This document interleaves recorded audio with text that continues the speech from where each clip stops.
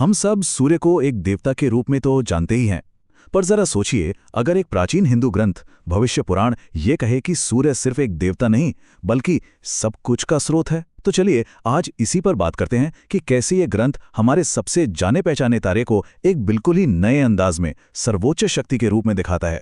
तो भविष्य पुराण सूर्य को सिर्फ आसमान में चमकने वाली एक चीज नहीं मानता, बल्कि ये तो उसे परम सत्ता का एक तरह से जॉब डिस्क्रिप्शन ही दे देता है। तो आज हम यही समझने की कोशिश करेंगे कि ये ग्रंथ सूर्य को सबसे ऊंचे पद पर यानी सुप्रीम बीइंग की जगह पर कैसे रखता है। तो चलिए इस ग्रंथ के सबसे बड़े और सबसे मजेदार दावे से ही शुरू करते हैं। ये ग्रंथ सूर्य को देवताओं की लिस्ट से निकालकर एक बिल्कुल ही अलग लेवल पर ले जाता है। किस लेवल पर? एकमात्र परम सत्य के लेवल पर। देखिए, हिंदू फिलॉसफी में पूर्ण ब्रह्म सबसे ऊंचा दर्जा है। इसका मतलब है वो परम शक्ति, वो पूरा का पूरा सच जिससे सब कुछ बना है। अब कमाल की बात यह है कि भविष्य पुराण एक बहुत बड़ा दावा करता है।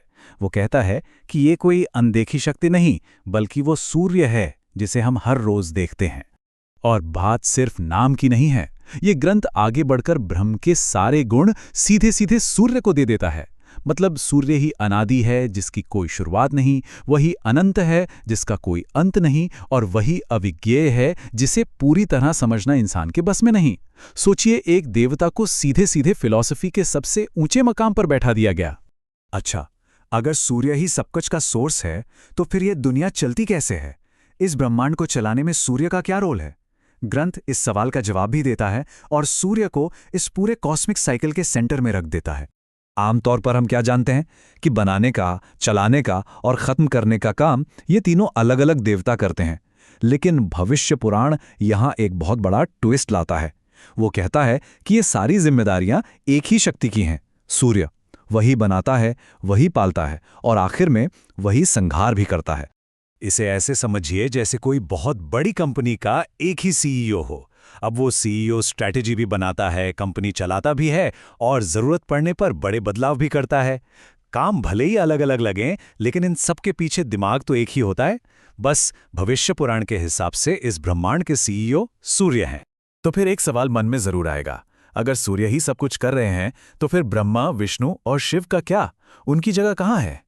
ग्रंथ का जवाब बहुत ही सीधा और गहरा है।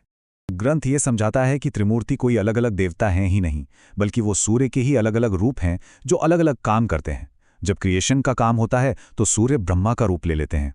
जब दुनिया को संभालने की बारी आती है तो वही विष्णु बन जाते हैं। और जब संहार का समय आता है तो वो शिव या रुद्र के रूप में सामने आते हैं। यानी ये तीनों एक ही शक्ति के तीन अलग अलग चेहरे हैं। ये जो लाइन है ना, ये इस पूरे आइडिया को साफ कर देती है। ये कोई इंटरप्रिटेशन नहीं है, ये तो एक सीधी सीधी घोषणा है। मतलब ब्रह्मा, विष्णु और शिव के बीच का सारा फर्क खत्म और ये सभी सूर्य में ही समा जाते हैं। ये नॉन डुअलिटी यानी अद्वैत का एक बहुत ही पावरफुल स्टेटमेंट है। अब आते हैं इस ग्रंथ के सबसे, कह सकते हैं सबसे क्रांतिकारी आइडिया पर। एक ऐसा विचार जो शायद ईश्वर को देखने के हमारे नजरिए को ही बदल दे। जब भी कोई परम सत्य या अल्टीमेट रियलिटी की बात करता है तो हमारे दिमाग में क्या आता है? कोई ऐसी शक्ति जो दिखती नहीं, जिसे सिर्फ महसूस किया जा सकता है। कुछ ऐसा ही है ना? भविष्य पुराण इस पूरी सोच को पलट देता है। वो सूर्य को प्रत्यक्ष ब्रह्म कहता है, यानी वो ब्रह्म जिसे देखा जा सकता है। ये बात छोटी नहीं है। इसका मतलब है कि परम सत्य कोई छुपी हुई रहस्यमयी चीज नहीं है। अरे वो हकीकत है जिसे हम सब रोज अपनी आंखों से देखते हैं। और बस इसी एक आइडिया से दिव्यता किसी कल्पना की दुनिया से निकलकर हमारी रोजमर्रा की जिंदगी का हिस्सा बन जाती है। अब ये सिर्फ मानने की बात नहीं रही, ये देखने की बात हो गई।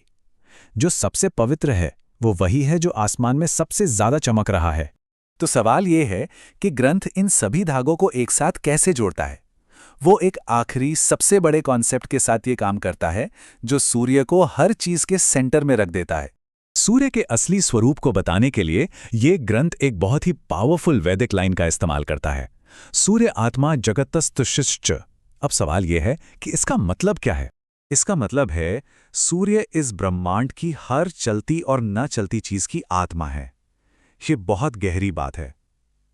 इसका मतलब है कि सूर्य सिर्फ इंसानों या जानवरों की आत्मा नहीं, बल्कि पहाड़ों, नदियों, यहां तक कि इस पूरे ब्रह्मांड की आत्मा है। वो हर चीज का एसेंस है। और इसका एक और मतलब निकलता है कि बाकी सभी देवता, चाहे वो इंद्र हों, अग्नि हों या यम, वो कोई अलग अलग शक्तियां नहीं हैं। वो तो बस एक ही परम प्रकाश यानी सूर्य से निकलने वाली अलग अलग किरणें हैं। सब उसी के अलग अलग रूप हैं। तो आखिर में भविष्य पुराण हमें सोचने का एक बिल्कुल नया नजरिया देता है। ये कहता है कि दिव्यता को कहीं दूर कल्पनाओं में मत खोजो, उसे देखो जो हर रोज हमारे सिर के ऊपर चमकती है। ये हमें सोचने पर मजबूर करता है कि क्या ऐसा हो सकता है कि जिसे हम ढूंढ रहे हैं वो परम सत्य हमेशा से हमारी नजरों के ठीक सामने हो।